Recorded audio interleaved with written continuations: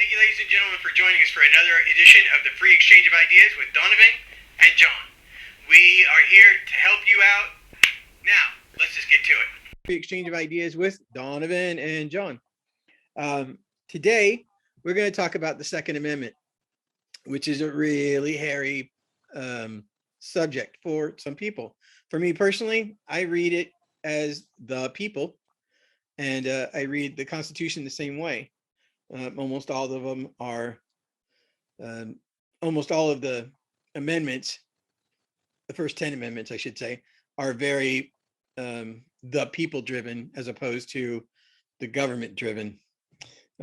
Later ones get more into what the government can do as opposed to what they cannot do. But today we're going to talk about the Second Amendment, and I'm going to go ahead and start off with just reading the Second Amendment so that we get that squared away as quickly as possible and use that as our foundation. The Second Amendment of the United States Constitution reads, a well-regulated militia, comma, because these are going to be important as we go through it. Okay, so I'll start over. A well-regulated militia, comma, being necessary to the security of a free state, comma, the right of the people to keep and bear arms, comma, shall not be infringed. Now, in this writing, which I'm reading from, this is from law.com, from Cornell Law School again, and the people in this writing is not capitalized. However, in this, it is. So I think that's an important distinction, because a lot of people go to, if they wanted to break it up between government entities, militias, and the people, they would have put a semicolon in, they would have finished the first sentence, and then written the second sentence, and use a semicolon or a period. They did not, Jefferson did not, I should say specifically. He just used commas. And I think that was common use then of sentence structure more than anything else. So now that we have laid our foundation, in this is a WEX. I don't know what that means, but it's part of the description of the Second Amendment for Cornell Law. So such language has created considerable debate regarding the amendment's intended scope. On the one hand, some believe that the amendment phrase, the right of the people to keep and bear arms, creates an individual constitutional right for citizens of the United States. This is called the individual right theory, and under this theory, the United States Constitution restricts legislative bodies from prohibiting firearm possession. And honestly, that's pretty much full stop as far as the actual Second Amendment is written. Now, it's been understood that people that have mental or emotional issues and people that have served prison time, felony under felony law, are not allowed to carry a weapon ever again. Not allowed to own a weapon, carry a weapon, have one in their possession, period. Again, full stop. So let me get this.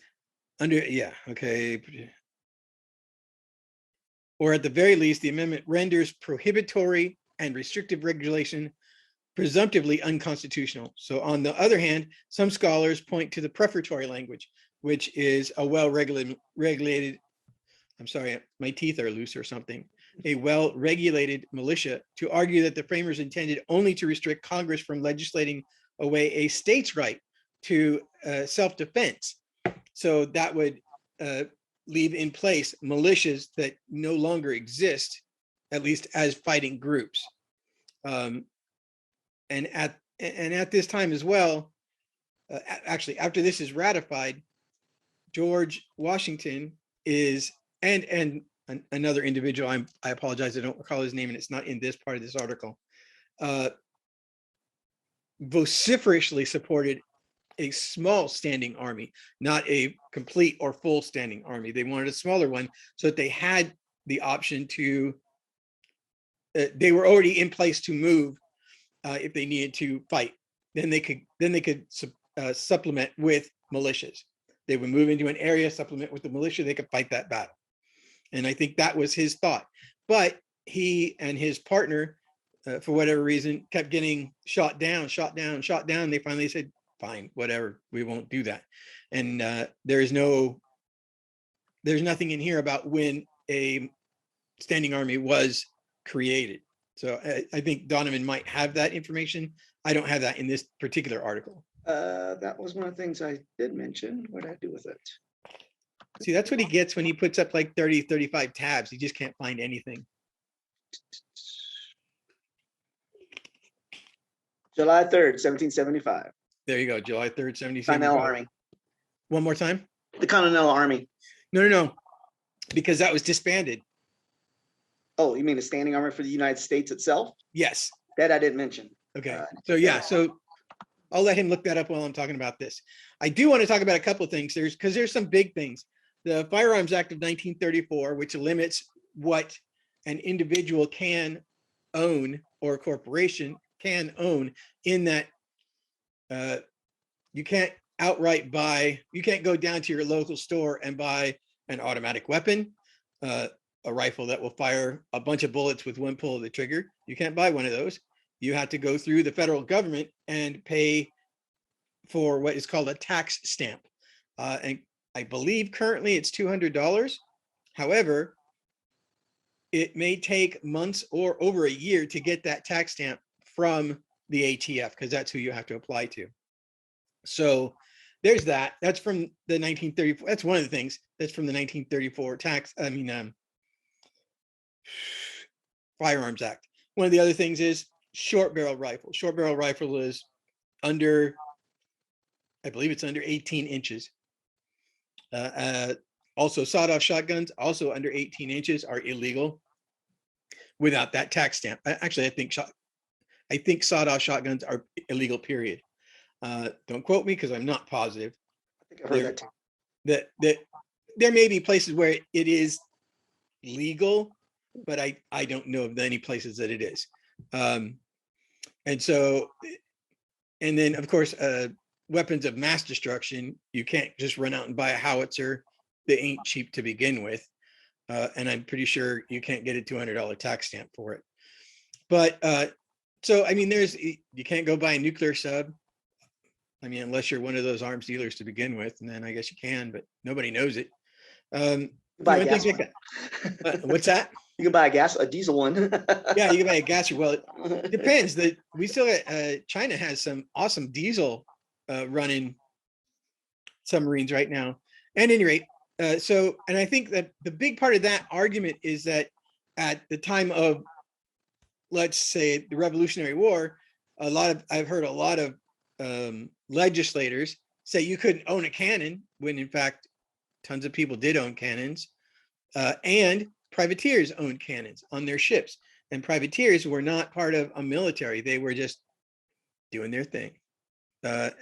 When they became part of the Navy for the Revolutionary War, and then for the war between the states, they became military, but they were paid at a different rate than regular military ships, and they were used to supplement the Navy. Pardon me. And all of them had cannons before they were conscripted for the Navy. So these are important little things. I could own a cannon now. I don't know if I'd have to have a $200 tax stamp for it, but I could create one. Not the stamp, but the cannon. It's not rocket surgery. It truly isn't. But, you know, just putting it out there. So with those things in mind, United States v. Miller, that is, the court adopted a collective rights approach. In this case, determining that Congress should or could regulate a sawed-off shotgun that had moved in interstate commerce under the National Firearms Act of 1934, because the evidence did not suggest that the shotgun had some reasonable relationship to the preservation or efficiency of a well-regulated militia. And this is where you get into the collective as opposed to the individual right. The court then explained that the framers included the Second Amendment to ensure the effectiveness of the military. And that precedent stood nearly 70 years when in 2008, US Supreme Court revised the issue in the case of DC v. Heller, which is like, for Second Amendment folks, that's the big one right now. The plaintiff in Heller challenged the constitutionality of the Washington, DC handgun ban. a statute that had stood for 32 years. Many considered the statute the most stringent in the nation.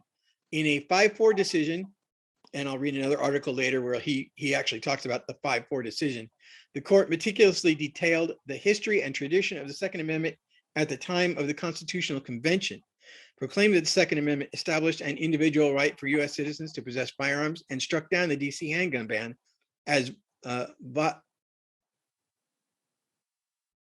I'm trying to read this word, and I'm just going to spell it violative, violative. I probably pronounced it wrong, but anyway, of that right. The majority carved out Miller as an exception to the general rule that Americans may possess firearms, claiming that law-abiding citizens cannot use sawed-off shotguns for any law-abiding purpose. In other words, the shotgun, the sawed-off shotgun has no viable legal purpose. There's a couple of reasons for that. I don't know what they cite for that, but for me, a sawed-off shotgun isn't good outside of about 25 feet. It spreads, the shot spreads so quickly that it's worthless. And so it's not a viable weapon in what I think they used as a situation. Similarly, the court in its dicta found regulations of similar weaponry that cannot be used for law-abiding purposes as laws that would not implicate the Second Amendment. Further, the court suggested that the United States Constitution would not disallow regulations prohibiting criminals and the mentally ill from firearm possession. So there you go. That is Heller in a nutshell. It's important because, and at the end of this, the individual who wrote the majority opinion was Scalia. And Scalia is known, or was known, as acerbic, sarcastic, but brilliant. I mean, nobody ever questioned his understanding or his knowledge base, except in this case. And every liberal I've ever heard talk about him, except Ruth Bader Ginsburg, who was like his best friend. They went hunting together and stuff, which was, I just can't see her and a duck hunting shotgun, you know what I mean? She weighed all of 100 pounds tops, and a shotgun should have knocked her on her ass every time. But she went. They were good friends. They argued congenially over cases. But they, again, like Donovan, we can argue over all kinds of garbage. We usually do. But then we go get a cup of coffee, or what we will when he comes back to California, because I'm not going to visit him. He lives in Colorado, for God's sake. I like the Western Slope, but we'll get there. So the next case that I want to bring to you is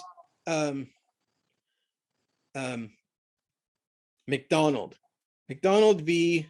Sorry, where is it? There. McDonald v. Chicago. Now, McDonald v. Chicago is very similar to Heller in that Chicago or Illinois was unwilling to give you license for gun. They made you have a license for a handgun, and then they just said, no, you can't have the license. So you couldn't get a gun. So now the issue in that case is, may a state or local government ban possession of handguns in light of the Second Amendment's right to keep and bear arms? That's the crux of the whole issue there. Can the state say no? And the court found that no, the state cannot say no. And he lived in Chicago, which is why it's v. Chicago. That's where he filed the case originally. After Heller, the federal government cannot prohibit the possession of handguns in the home. This case raises the question of whether the same restriction applies to state governments. McDonald argues that the right to bear arms is a fundamental right that states should not be able to infringe. Chicago argues that states should be able to tailor firearm regulations to local conditions. Well, it is my understanding currently that Chicago is either number 1 or number 2 for murder, for open cases of murder. In other words, cases that they have not been able to close and prosecute. And 3, the smallest amount of handguns legally in the city. Really, that's a really, really important one, because all the illegal ones are doing these two. So, and I think Los Angeles went up in 2020 and 2021. Their murder rate has gone up a great deal. And primarily there, the legal handguns are a bit small. Chicago's 10. Number 10? Are you kidding me? St. Louis, number 1. Baltimore. Okay, New Orleans, Baltimore, St. Detroit, Louis. Cleveland, Vegas, Really? Kansas City, Missouri, Memphis, Newark, then Chicago. Well, I'm not going to any of those cities. I got the top 20 here if you want them. This is this year too. 2021. Cincinnati's 11, Philadelphia, Milwaukee, Tulsa, Pittsburgh, Indianapolis, Louisville, Kentucky, Oakland, California, Washington, D.C., and Atlanta. Finally got one in the top 20. Oakland, way to go, buddy. Their crime rate has spiked a great deal. I just read something. I think I was reading something in here. I've been wanting to go to St. Louis too. I don't want to go to freaking And Kansas City. Well, I love jazz and barbecue. So I'll still go. Okay. If you don't make it out, I'm not a wuss. I could go someplace without a gun and not be a wuss. And where do you want your ashes spread when you don't come home? I'm just asking. So there's a couple of things for me.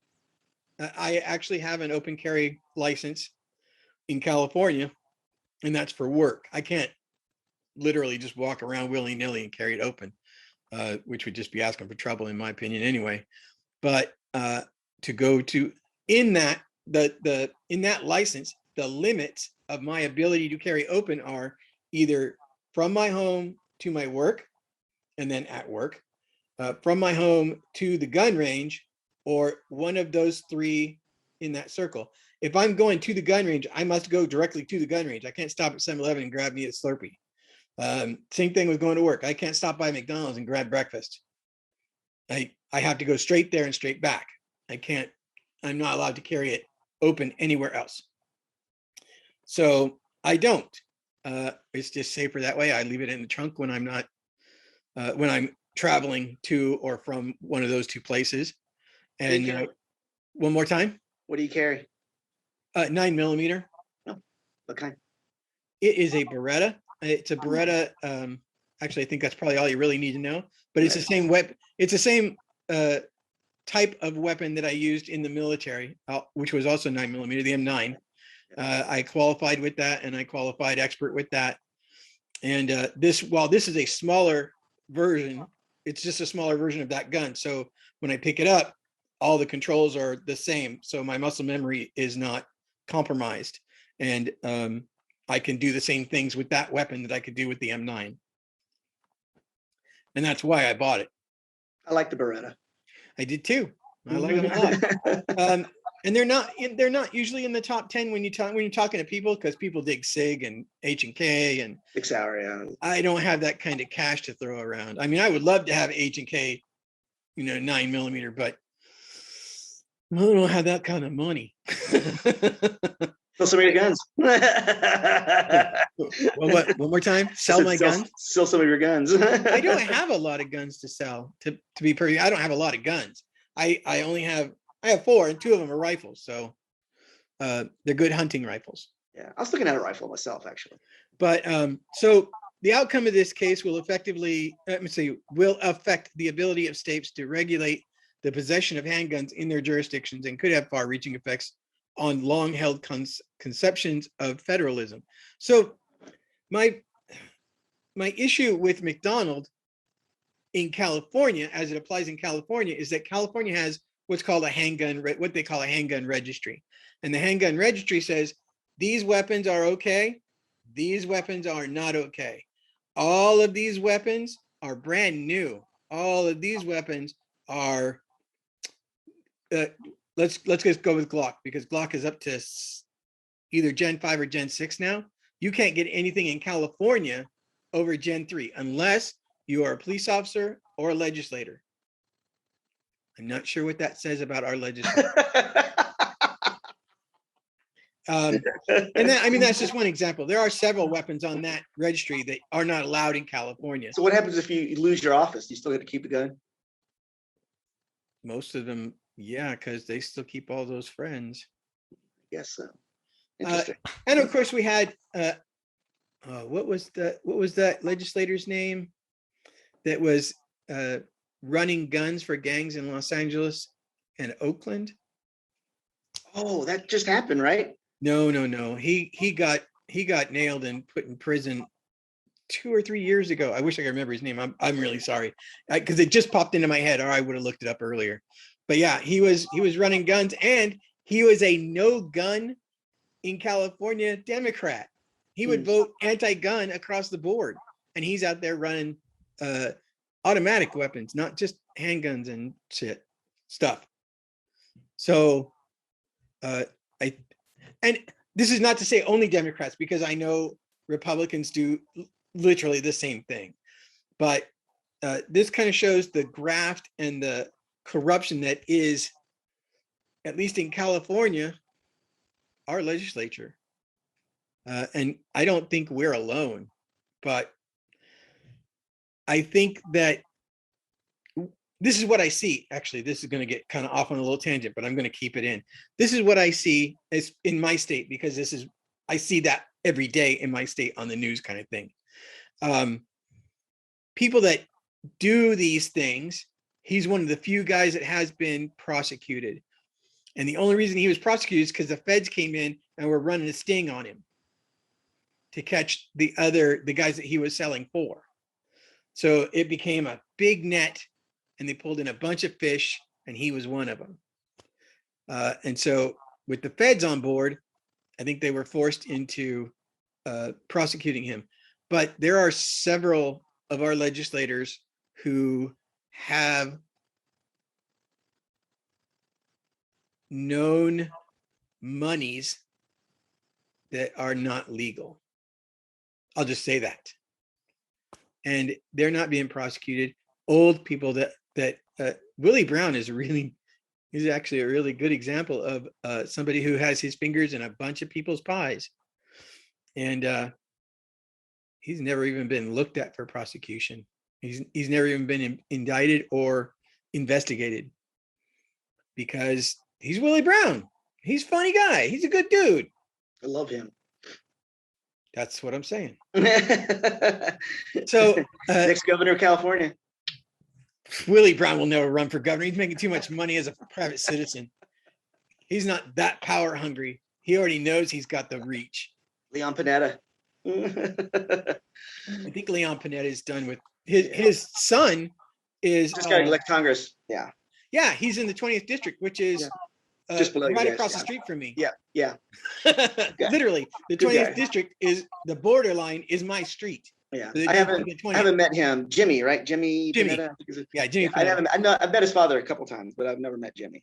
Yeah, I think Leon Panetta, I liked him because I thought he was an honest guy, not an honest politician, just an honest guy. I think he really, and I think he was I think he had morals and he lived by them. I believe that. He's alive.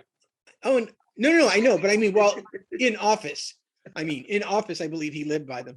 When he was a transportation secretary, right? And they changed San Jose International to Panetta International Airport. That's Norm Panetta, not Leon Panetta. Oh, you're right. Oh my gosh, I'm sorry, Leon.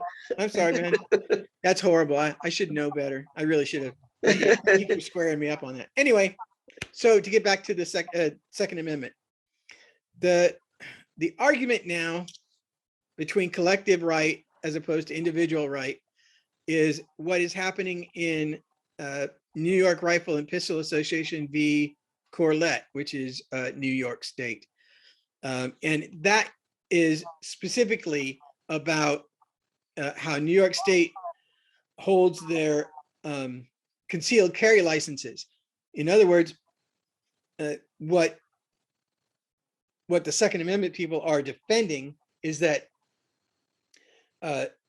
you have this right or you do not have this right. And New York State is saying, if you want to carry a weapon, you have to have a very good reason. You're a legislator, you're an actor, a big actor, or you carry a boatload of cash every day for your business, or things like that. You've already been mugged. And I know that in their arguments, while they're doing their oral arguments with, is she a major or colonel? The district attorney for New York. It's a Tisha? no, she has a military type designation. At any rate, she's making her argument For the state or for the city? for the state, I believe. At any rate, she's making her argument.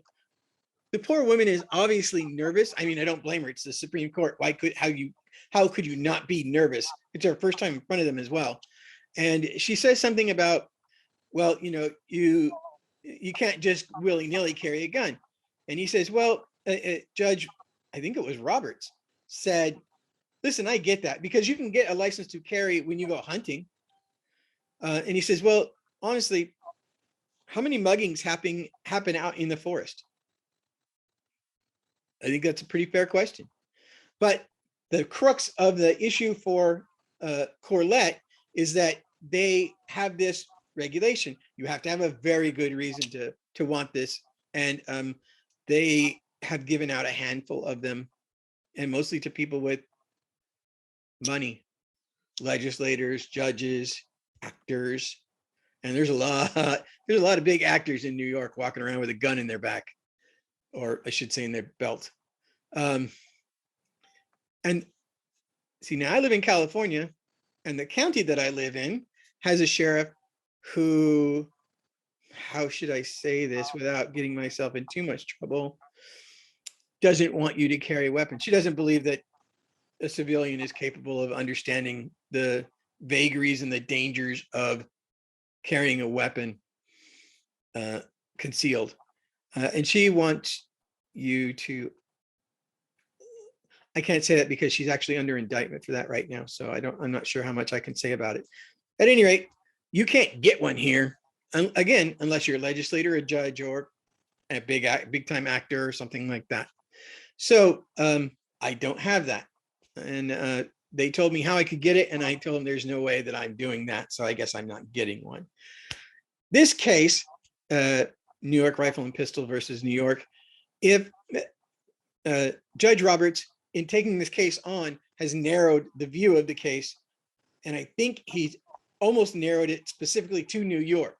So no matter what their decision is, that decision may not apply to California or any of the other states that run the same kind of scheme. But there's kind of the crux. I do want to read this one article, though. There's a guy that wrote this article he's from Duke University, and he writes for Duke Law bookmarks. That's what I want. Where'd it go? They sound like me. I know, right? Oh God, it was really good too. Come on, this one. You were reading it to me when we were talking. I was, yeah. So I know I had it open. Is it this one? Let me just check real quick. SDC. Oh, okay. It might be. Yeah, I think this is what I did. I'm sorry. Just I'll edit the blank part out. Case brief laws. Well, while you're talking or thinking there, I got a couple facts I looked up for you. Hold on oh, please go right ahead. So the United States Navy was founded on October 13th, 1775. And the first ships actually to be built for the United States Navy was March 27th, 1794. Congress authorized the construction of 6 frigates, the first ships of the United States Navy: the Constitution, the Chesapeake, the Constellation, the President, the United States, and the Congress. And then I also looked up. They just couldn't resist having all named after all of them. The United States Standing Army. Let me see here. Continental Army was formed on June 14, 1775. After the Revolutionary War, the Congress of the Confederation created the United States Army on June 3rd, 1784, to replace the disbanded Continental Army. Okay, so there you go. I looked that up earlier. Sweet. Sorry about that. It's just this. I'm at a hotel, so I apologize, guys. Sometimes the hotel has really great Wi-Fi, and sometimes not so much a great Wi-Fi. So what I did do was I logged off the Wi-Fi on my phone and I just logged on with it to my computer. So I was wondering if that might be an issue. So, Oh, okay. Okay. I found that article that I was talking about, oh, good. or that I was talking to you about, but you're looking up something for us, right? No, I was looked up the Army and the Navy stuff. Oh, right. Okay. Yeah. Marines just had their birthday. Yep. Yesterday or today. I was going to say yesterday or today. I don't recall for certain because I was in and out of Facebook all day long yesterday and today. So at any rate, so I found this article, and the only reason I found it is because it's a liberal article. It again, it's from the Duke Center for Firearms Law, Duke Law. It's written by Noah Schusterman on October 7, 2020. So about a year ago. He wrote a book, Armed Citizens, The Road from Ancient Rome to the Second Amendment. His goal was to understand the origins of American gun laws. He was hardly alone in this, obviously, but so original goals of the Second Amendment, including Scalia's 2008 decision in DC versus Heller, which still sets the framework for gun regulations today. But one thing that became clear when reading this decision and reading the debates leading up to and surrounding the writing of the Constitution and the Bill of Rights was just how different the concerns of the 18th century were from the gun politics of today. And we'll get into this a little bit. He says when Supreme Court took up DC v. Heller, it had to, square it up. There we go. It had to answer the question of whether or not Second Amendment protected an individual right to bear arms. By a 5-4 ruling, the court declared that it did. Such a ruling, of course, is within the purview of the Supreme Court. Given the nature of the question, it was also appropriate that it come down as a 5-4 decision. And he says in this article, either way, it probably would have been a 5-4 decision, just because of the makeup of the court at the time. He does say, rather it show that Justice Scalia's justification for that decision, while rooted in an analysis of the amendment's 18th century context, was based on a fundamental misconception of the amendment's, fundamental misconception of the way that gun rights and militia service were understood and debated during the 18th century.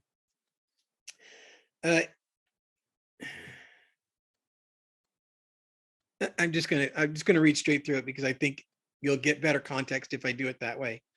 It is not inherently bad history to say that the Second Amendment protects an individual right to bear arms. It is, however, bad history to declare that such a ruling was a return to the original understanding of the amendment. And it is especially bad history to claim that the protection of an individual right was the primary reason for the Second Amendment's inclusion in the Bill of Rights.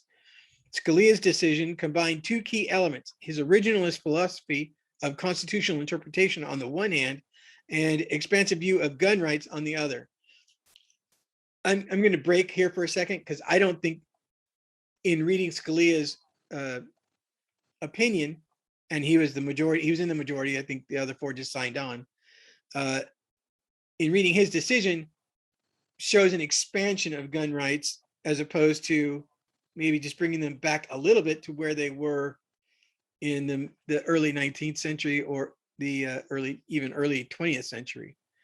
And that's, if you look at, which is what both sides are asking in New York Pistol and Rifle, if you look at the Constitution, history and practice, you'll find that carrying a weapon on you, even open, was not uncommon even into the 1920s. Into the 1950s, it was not uncommon to see, well, actually, even in my high school, into the 1970s. Yeah, that hurt a little bit, sorry. It was not unusual to see gun racks with rifles in the parking lot of my high school. Not nearly as many, but I knew several guys that would take off Friday afternoon from school and go hunting almost all year long. So history, if you just go through history, that comes right up to almost the 80s, where it wasn't uncommon to see somebody with at least a rifle. So in this, and he talks about the history of the militia.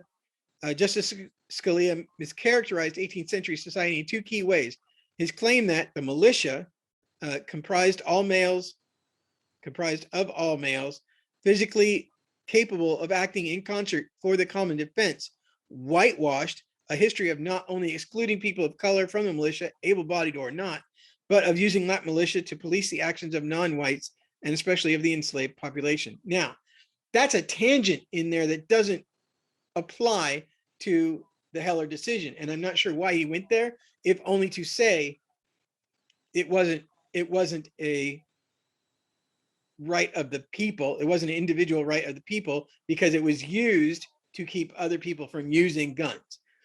I don't think that's a proper use of this article, but he had to throw it in there and I'm okay with that.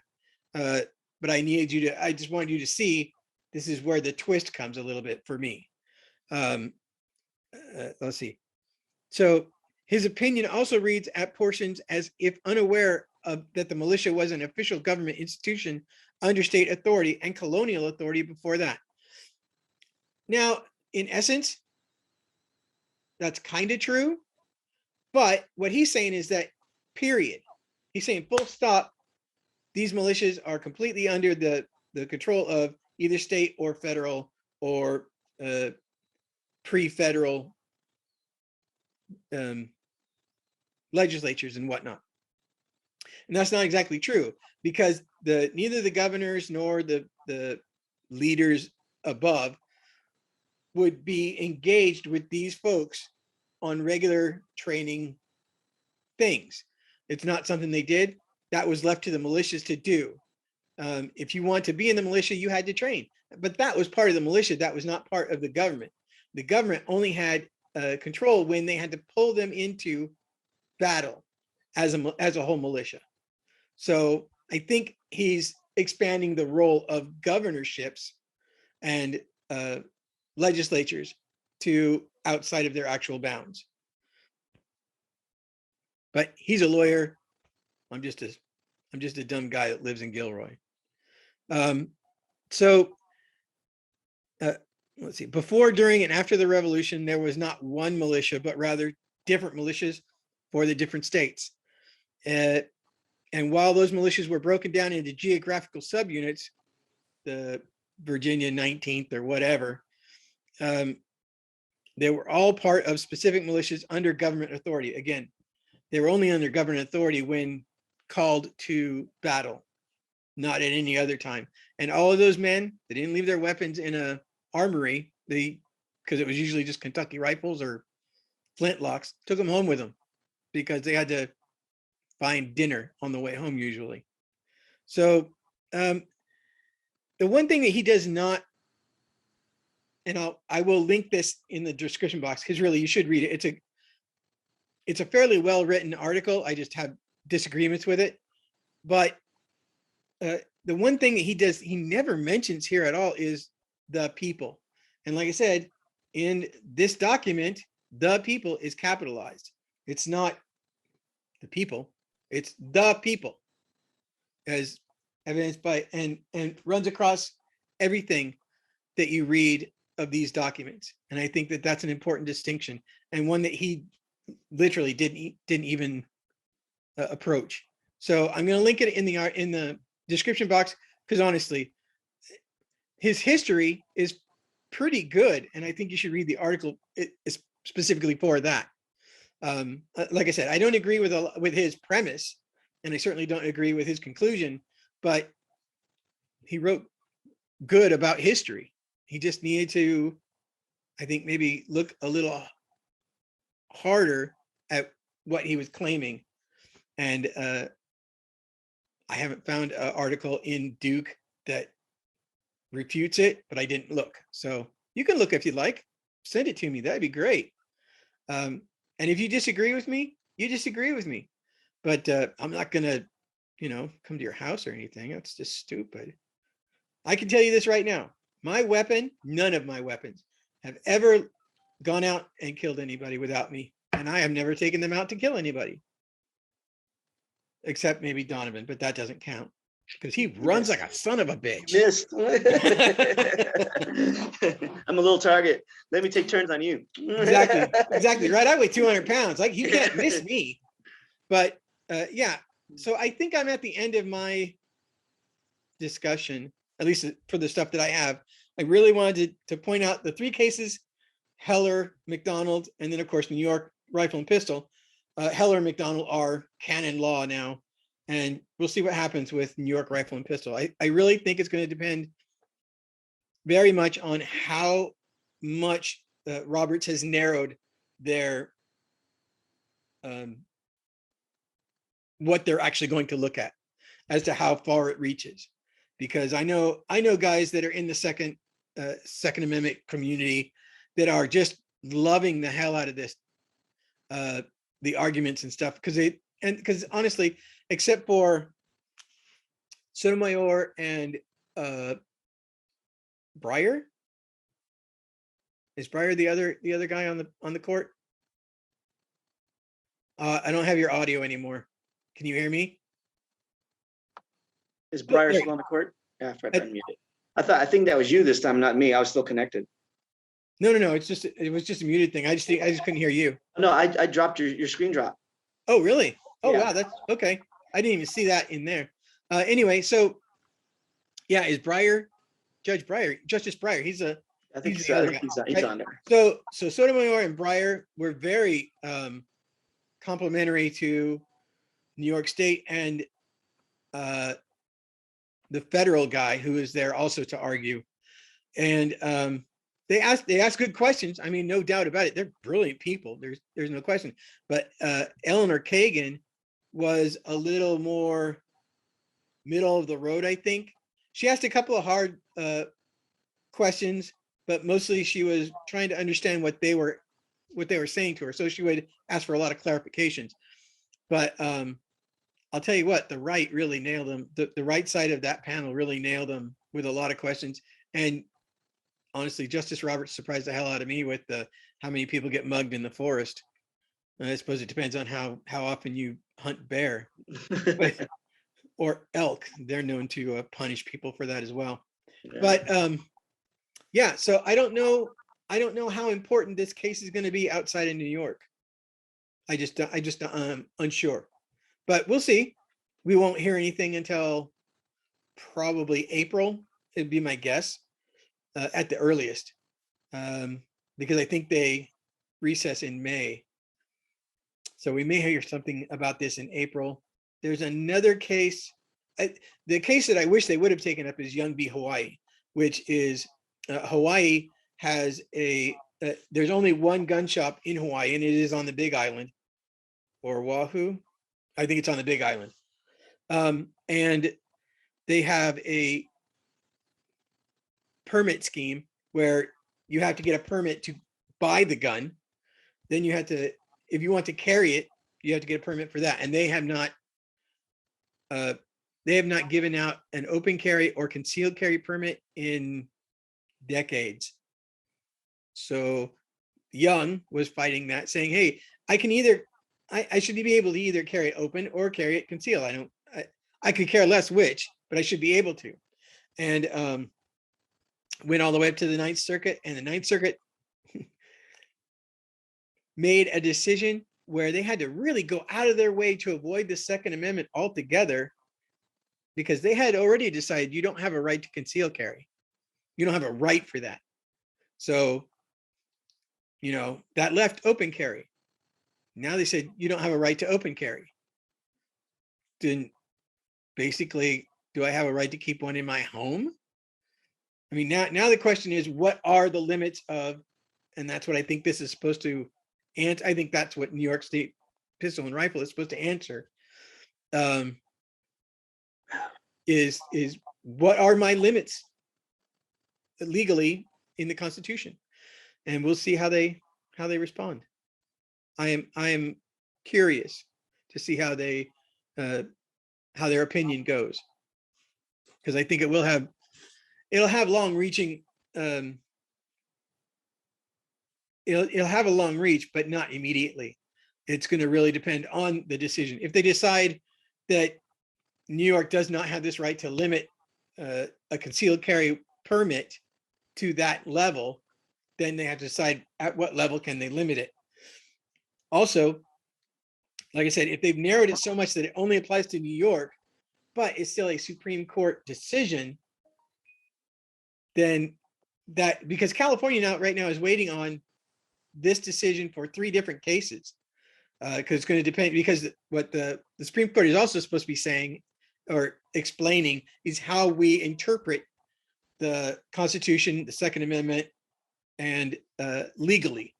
So in Heller and McDonald, they thought that they had laid down the law basically, but no court outside of that, no circuit appellate court has followed those guidelines. So it is thought that they will lay guidelines out solidly and then make a decision on New York rifle and pistol. I don't know if that's true, but like I said, we'll see. All we can do is wait and see. And, depends on the decision, how it goes. That decision will certainly be used in other cases, no matter which way it goes. So we'll wait and see. What do you think, Donovan? Yeah, we'll wait and see. I mean, that's what they're there for. So Hopefully. you know me. I mean, I'm kind of I'm not a fan of guns per se. I've lost a number of friends to suicide with guns. So I'm not particularly fond of people having them in the house. I think if people have guns, they want to use that gun, and given any reason to use a gun is good enough, it seems. So I know you may beg to differ on that, but like I said, none of my guns have gotten up and killed anybody, and I certainly haven't taken them to kill anyone. Yeah. But yeah, so I've kind of have a little bit of a distaste towards guns, personally myself. Never owned a gun. Not even a rifle?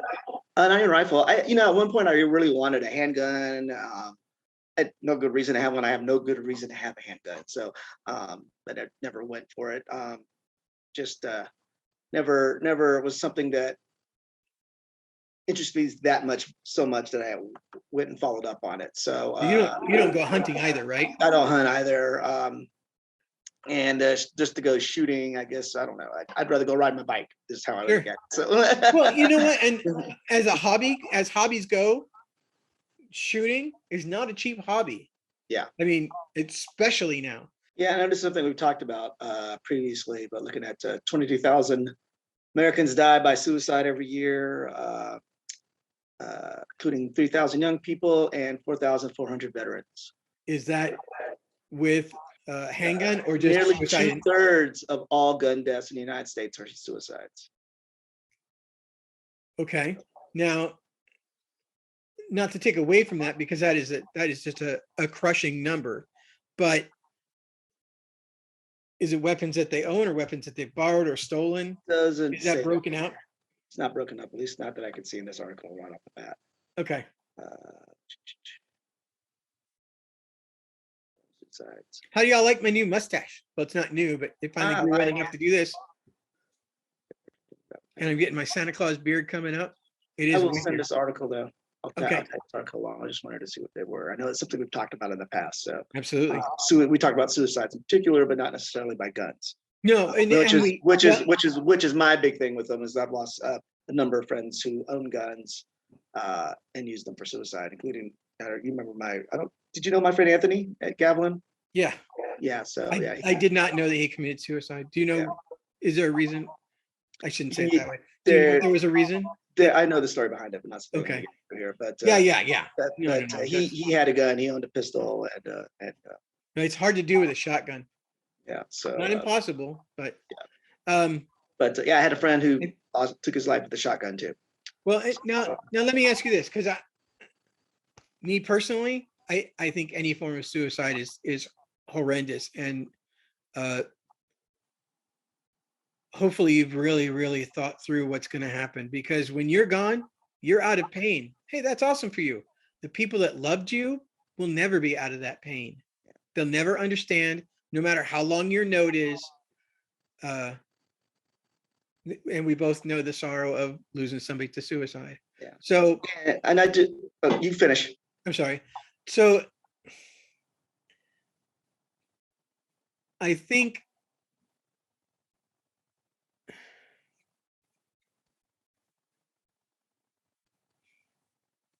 No, I'm just gonna let it go.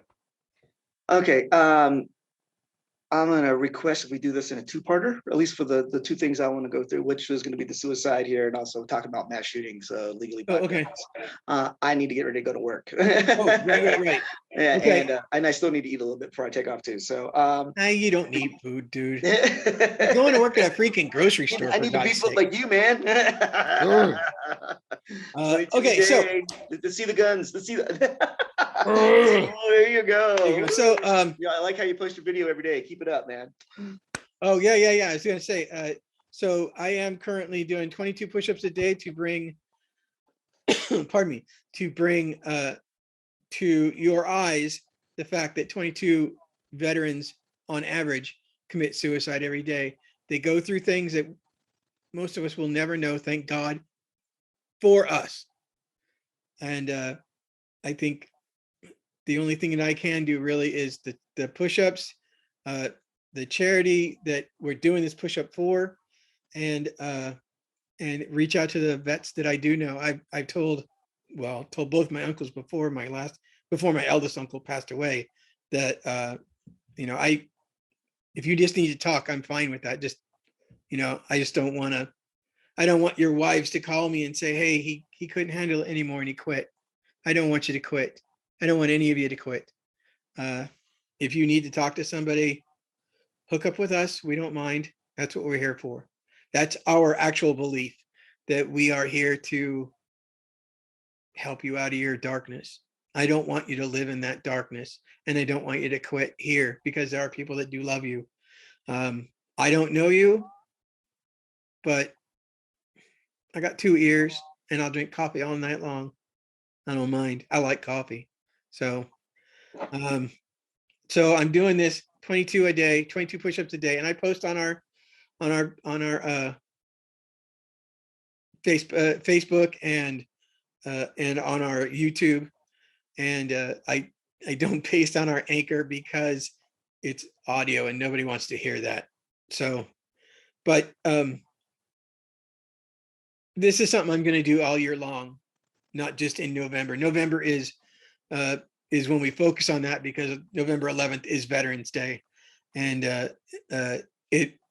Veterans Day is for veterans of foreign wars, not just every vet that served in general. That's interesting. I just hit my walking target, and I haven't moved in an hour and a half. So, Chinese. At any rate, they count funky. So, so that's our spiel for that. I do want to say thank you for watching the show. We love you more than you will ever know, and we truly, truly appreciate you just putting in the time to listen to us and not laugh too loudly or, post anything nasty on our page. We appreciate that. But for me and Donovan, this is just a labor of love. This is something we just, it's important to us. We hope it's important to you. Hit that like button, subscribe if you haven't subscribed, send it to your friends, leave a comment, because that'll bump us up in the algorithms. And I mean, we only got 8 of you, so there isn't much to bump yet, but anything you can do to help us, we are more than appreciative. So for me, that's all I got. Donovan, I love you to death. Can't wait to see you when you get back here in January. That's all we got. You guys have a great night. Next week we'll do the other part, finish up, and 2 things like connected to the Second Amendment. As far as what I was looking up was, I was looking up mass shootings and also the suicide stuff here as well. So, and which I'm sure John will like to bounce in on. So we'll talk about that. But hopefully it won't be as long. But we'll see. Well, we'll see what we edit this down to. Yeah, so that's what I'll make sure I want to get, because I'm not really a big gun advocate per se, like John is. I wouldn't call myself a big gun advocate, but actually, I follow a bunch of people, and I will actually link their YouTube channel in the description box, just so you have those things if that's you're inclined. But yeah, so I know me and John kind of see divergently on this issue a little bit, and I wouldn't say I'm against guns or hate guns, but I'm definitely not for guns, is how I would look at it. So You are less than ambivalent. I mean, it's written in the Constitution. What do I have to say about it? So There you go. All right. So, all right. Good night, guys. thank you very much. You have a great evening. See ya. Peace, love, and soul. Well, I'm Donovan, and John's here with us today. Thank you for joining us for the free exchange of ideas, and we'll see you next time on the next show. See ya!